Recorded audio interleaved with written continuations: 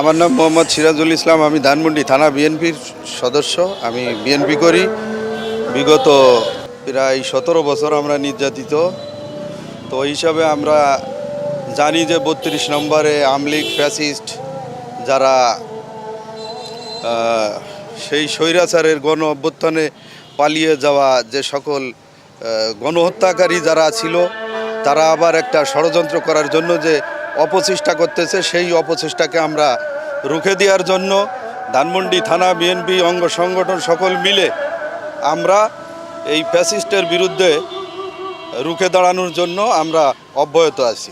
Bashundhara tissue অশুদ্ধতার বিরুদ্ধে এক বিন্দুও ছাড় নয়।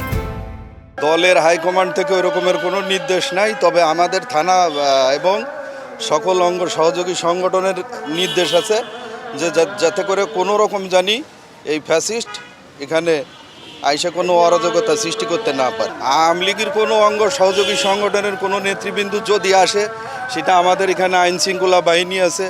আমরা মনে করি আইনশৃঙ্খলা বাহিনী তাদেরকে নিয়ে আইনানুগ ব্যবস্থা গ্রহণ করবে।